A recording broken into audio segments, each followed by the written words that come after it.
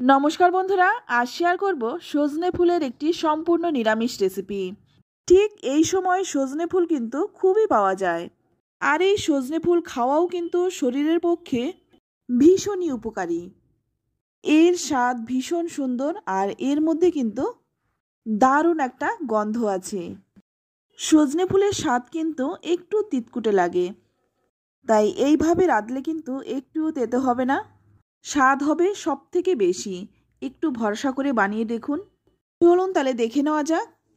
প্রথমে আমি এখানে নিয়েছি সজনে ফুল। বাজার থেকে সজনে ফুল কিনে এনেছিলাম, তারপর একটু বেছে নিয়েছি।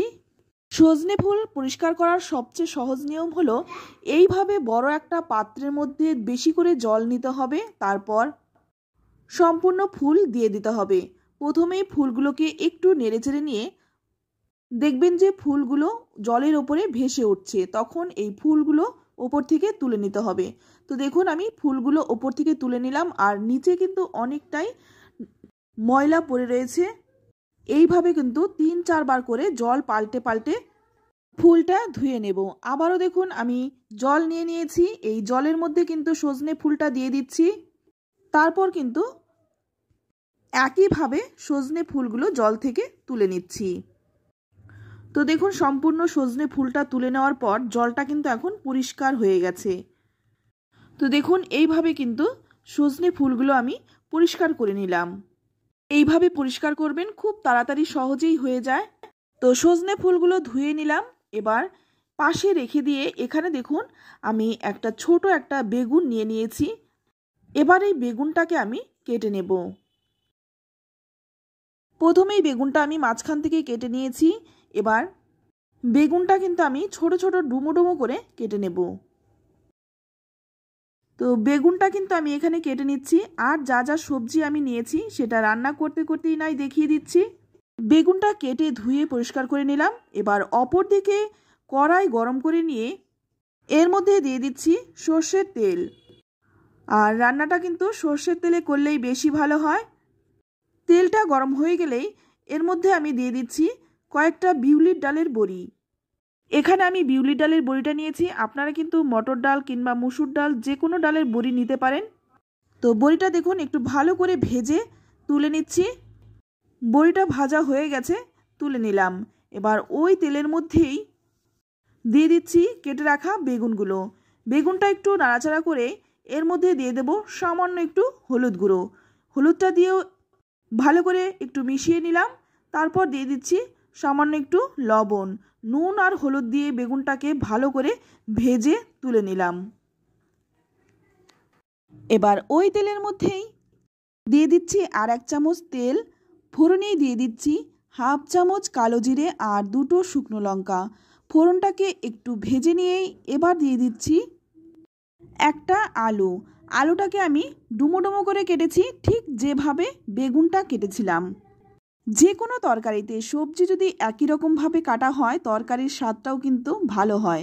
তাই আমি এখানে বেগুনটা যেভাবে কেটেছিলাম ঠিক সেইভাবেই কিন্তু আলুটাও কেটে নিয়েছি। আলুটাকে একটু ভেজে নিয়েই এর মধ্যে দিয়ে দিচ্ছি সামান্য একটু হলুদ আর লবণ। লবণ আর হলুদটা দিয়ে আলুটা কিন্তু খুব ভালো করে ভেজে নিতে হবে। এবার এর মধ্যে দিয়ে দিচ্ছি 5-6টা চেরা কাঁচা লঙ্কা। ঝালটা কিন্তু নিজেদের স্বাদ অনুযায়ী দেবেন। কাঁচা লঙ্কাটা আলুর সাথে খুব ভালো করে ভেজে নেব।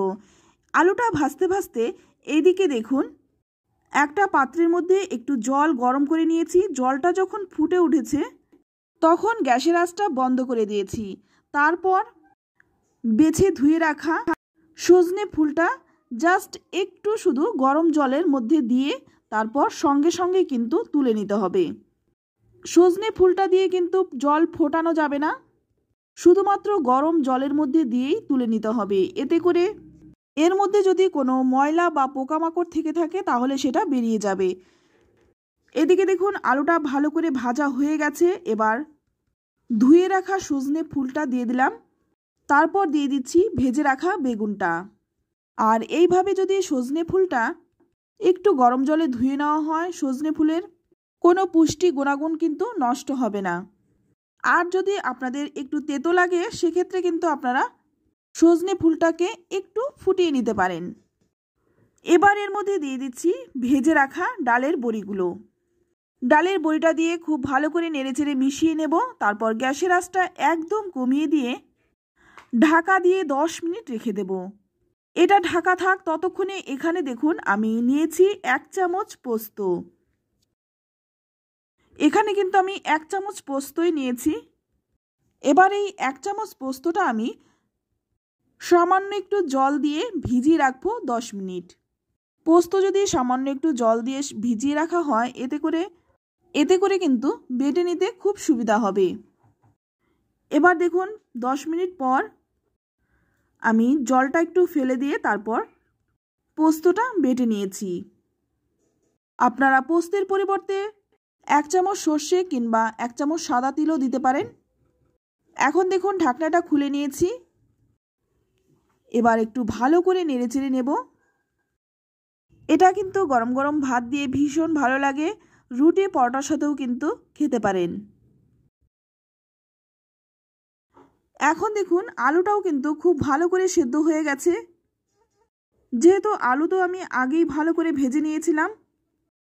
এবার এর মধ্যে দিয়ে দেব বেটে রাখা পোস্তটা। এখানে আমি 1 চামচ পোস্ত দিয়েছি, আপনারা চাইলে আরেকটু বাড়িয়েও দিতে পারেন। এবার পোস্তর প্লেটটা ধুয়ে সামান্য একটু জলও দিয়ে দেব।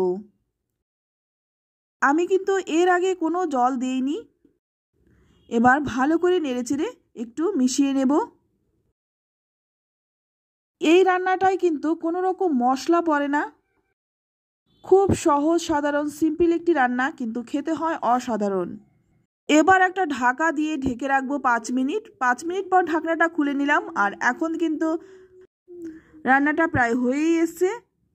সমস্ত সবজি সজনে ফুল সব কিন্তু খুব ভালোভাবে সেদ্ধ হয়ে গেছে। এবার ভালো করে নেড়েচেড়ে একটু মিশিয়ে নেব। নামানোর আগে দিয়ে দেব 1 চামচ কাঁচা সর্ষের তেল। এই কাঁচা সর্ষের তেলটা দেওয়ার কারণে কিন্তু রান্নার স্বাদ আরও দ্বিগুণ বেড়ে যায়। তো বন্ধুরা, রেসিপিটি কেমন লাগছে অবশ্যই কমেন্ট করে জানাবেন।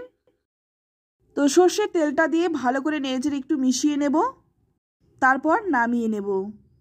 গরম ভাতে প্রথম পাতে খাওয়ার জন্য একদম আইডিয়াল একটি রেসিপি। রান্নাটা সম্পূর্ণ নিরামিষভাবে করেছি, আপনারা চাইলে এর মধ্যে কিন্তু একটু পেঁয়াজও দিতে পারেন। রেসিপি ভালো লাগলে অবশ্যই লাইক শেয়ার কমেন্ট করবেন, আর চ্যানেলে নতুন হয়ে থাকলে চ্যানেলটা সাবস্ক্রাইব করে নেওয়ার অনুরোধ রইল। আজ এই অবধি, সকলেই ভালো থাকবেন, ধন্যবাদ।